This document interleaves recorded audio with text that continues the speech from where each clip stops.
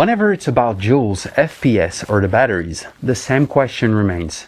What the hell is all of that pile of gibberish? So today we're going to talk about which one is best for you and how to take care of it so it lasts for quite a long time, like a very long time.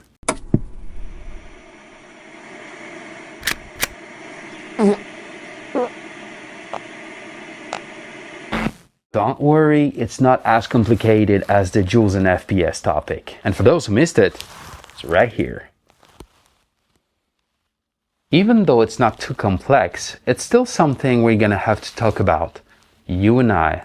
Just No. I'll try to stay focused for once. Last time I ended up wearing a wig in the forest. Hey, don't judge me. Yes, it's a true story, but there's a context and a very good reason for why it happened. And the explanation is right here. Once again, I'll try to make it a not too much informations video. Basically, there's three types of technology for the batteries: NIMH, Lion, and LiPo. NIMH, or also NICD, is the old school. We don't want that anymore. It's too big, too slow, and gets even slower over time. You'll prefer a smaller one which performs as well as a big one that you can put anywhere. Yes, size matters, but the other way around, so perfectly fine by me. Lion is great for capacity. All I'm about to say in this video is also valid for them, but LiPos generally give you that snappier trigger response because they can dump power faster. So it's the one we're gonna focus on today. And even with just this type of battery, there's enough matter to get confused and overloaded with informations. The LiPo, short for lithium polymer, is the best choice here because it's small, efficient, and very reliable over time if you know how to take good care of it. The voltage of the battery depends on the number of cells. It's pretty simple because it goes from 2 to 3 cells. No, I'm not gonna talk about the 4 cells because I personally think they're pointless in Airsoft. It's overkill for 99% of builds and just destroys gearboxes. Although I can be wrong sometimes, so don't hesitate to tell me in the comments why you'd prefer 4 cells. I'm curious, really, and it helps with the views. One cell is 3.7 volts, so our two types of batteries here are gonna be 7.4 for 2 cells and 11.1 volts for 3 cells. So far, so good, nothing very complex. I won't give you a course here, but the power of the battery is not determined just by the voltage. There's also the amperage. That's the number with the mAh unit. It means milliampere per hour because it delivers a certain amount of intensity through a period of time. So on a battery, you'll see 3 informations with numbers: the voltage, the amperage, the discharge rate. To make it very simple, the voltage is gonna act on the rate of fire of your gun. Therefore, the trigger response in semi-auto. So the speed of the cycle. The amperage is how long your battery is gonna last. So basically the amount of time you're gonna be able to use your gun depending on how you shoot. And the discharge rate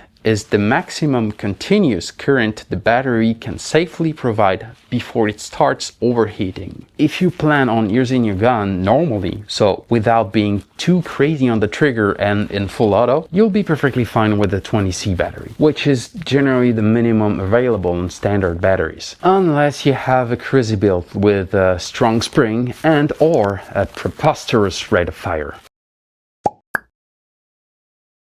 Let's start small with the 7.4 at 250 mAh. This is an HPA battery, so even if it's a very sexy idea for a standard AEG due to its small size, it's a very bad one. Because an AEG motor pulls way more amps than an HPA board. You'll overstress this tiny battery, it'll get hot, and might even burn. So leave this little guy alone. It's not the purpose of this battery, because you're gonna drain it very quickly, and you don't want that to happen. We're gonna talk about why shortly. Don't worry. Then, still in the 7.4 volt, we have the 1100 and 1450 mAh. You can use those 7.4 batteries in any gun you want because it won't stress any of your internals. That's why these batteries come with many beginner bundles. If you have a low budget kind of gun and your goal is to keep it in good condition as long as possible, I'd recommend using a 7.4 battery. If you're not too worried about breaking stuff inside because your goal is to upgrade the internals once something breaks, which I don't think is a good strategy for several reasons, you can go with the 11.1. The truth is, you don't have to put a lot more money to get a decent gun able to handle an 11.1 battery. As you probably guessed, I know you did. You're smarter than you think because you just subscribed to this channel, right?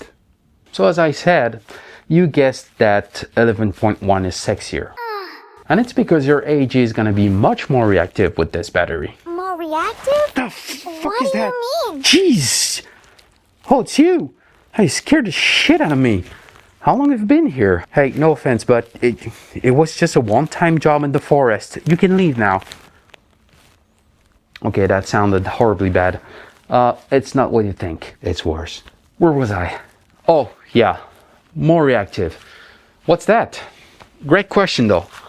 Thank you. Yeah, fuck off, please. Oh, she creeps me out. By more reactive, I mean higher rate of fire, so in full auto, and better trigger response. Your gun will shoot faster when you pull the trigger. Oh, by the way, no, a higher voltage battery is not going to increase the FPS of your gun. And they are, of course, available in 1100 and 1450 mAh and more, but again, not relevant here unless you want a very high discharge rate. Pew pew pew. Get out, Dora! The big question is, when to charge it? Yes, because LiPo batteries don't like to keep a full charge for too long. They need to free a certain amount of energy, otherwise they'll start swelling. And that could be dangerous, especially if you don't store them in a fireproof bag, like this one. I think my cat has a LiPo battery. That would explain all of those daily crazy runnings and jumpings all over the place. Maybe he just doesn't want to swell either. I personally charge my batteries the day before the game, but even though they don't like to keep that energy for too long, you can charge them a bit in advance, like a week, maybe 2, but not over that. It's not really that it's dangerous, it's more longevity wise if you want it to stay efficient over the years. And it also prevents you from forgetting them in the case the game is cancelled.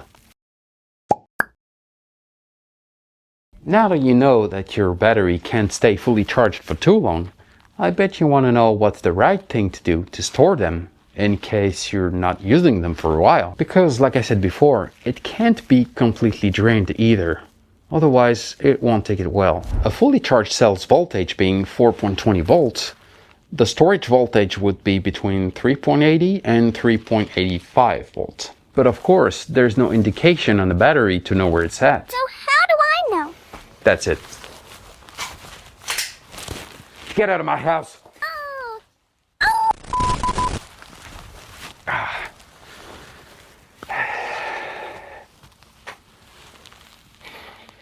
If you don't know the voltage of your battery and you just happen to have a basic charger with just the LED indicators, charge it till it's full and then shoot a couple of hundred rounds with it. For a 7.4 battery, around 300 to 400 rounds should be enough. And I'd say a good couple of mid caps, so around 800 to 1000 rounds for an 11.1. I'm throwing numbers here, but it really depends on your gun, really. Of course, all of those shots must be with BBs, not in dry fire, otherwise you will overstress your gearbox. This video here explains it all. If you have a sex pillow, that could work with the right angle and proper solid stuffing in it. Now let's say you just came home from a game and you know that you shot enough through the day, then you're fine. You can store it like this, as is. And once it's at its storage voltage, you can keep it like this for quite a while, like months or years. I'll just talk about the two main types of charger that you'll find on the market and generally in the airsoft stores. So you have the very basic one I mentioned earlier, cheap, small, very easy to use with just the LEDs. It does the job and it's good for the price, even though it doesn't have any other feature apart from charging the battery. To charge a battery, just plug the white connector to the right socket, depending if it's say 2 or 3 cells.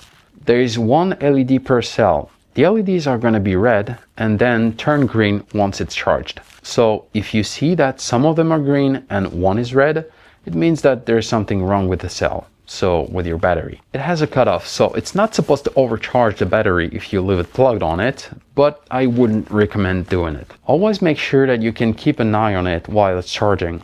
And I would give the same piece of advice for the smart charger. If you want to push the care of your batteries a bit further, you'll need a smart charger like this little guy. It's certainly more expensive, but it has a lot of very interesting features which will make your life much easier. First of all, make sure you select the right type of battery. In our case, LiPo. Plug the red connector and the white one. You can check the internal resistance of each cell so you know if your battery is in good condition or not. The lower the better, and ideally you want them to be pretty much equal so there's a good balance between the cells. If you see, for example, that one cell is at 5 and the other at 50, that battery is a spicy pillow waiting to happen. If it says no battery found, it's dead. Oh, by the way, if you want to dispose of dead batteries, I suggest you check the nearest point of collect. Some airsoft stores can also dispose of them, but don't throw them in the garbage. Here you have the voltage. Again, you want those numbers to be around the same value. Like I said before, a fully charged cell is at around 4.20 volts, so a total of 12.60 for an 11.1 battery. And the reason why it's called 11.1 and not 1260 is because it best represents the average usable voltage of a fully charged LiPo battery. So we said before that the storage voltage must be between 3.80 and 3.85 volts per cell. And the minimum voltage is 3 volts.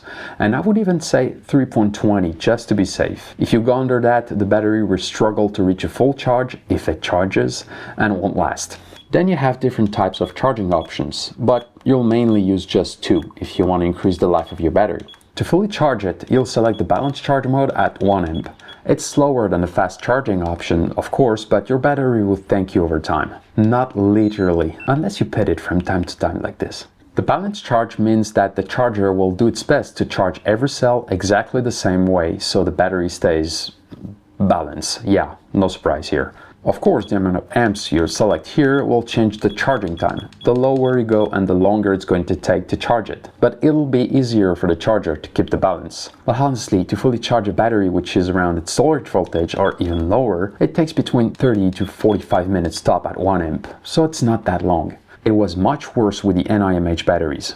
Really. The other charging option you'll need is the storage one. It's not really just a charging mode, considering that it will put your battery at its storage voltage. So if it's under the optimal voltage for long-term storage, it will charge it until it reaches the right one. And if it's above, it will discharge it a little bit, again, until it reaches the right voltage.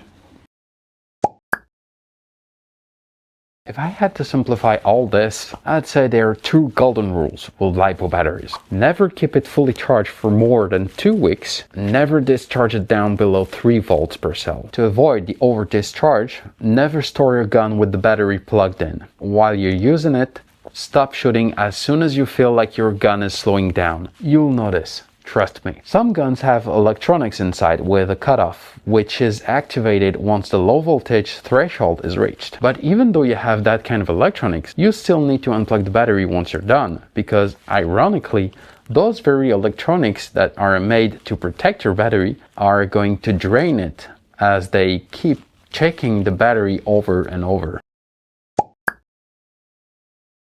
By default, LiPo batteries come with Tamiya connectors. Some very good stores convert everything to DIN, which is much better, it's more durable, takes a bit less space, and has much less electrical resistance compared to Tamiya. It's also safer because not prone to have bad contact issues. The reason why they have Tamiya connectors from factory is mainly because they're quicker to assemble and don't need any soldering, so it's cheaper for the manufacturers. And also because a lot of guns come with Tamiya as well from factory, for the same reason. I can only recommend to switch your gun and battery to DIN, unless you have an NIMH or NICD battery because of the way the charger works, except if you have a smart charger like this. But honestly, it wouldn't make any sense to still have NIMH batteries if you have this kind of charger. DIN connectors are the best, but just for your LiPo. And that is all, I think. As usual, if I forget something, drop a comment and I will explain you why you're wrong. I'm kidding, it's a safe place here and feedback is always appreciated. Thanks for watching this video and don't forget, stay daft, but safe. And call your hits.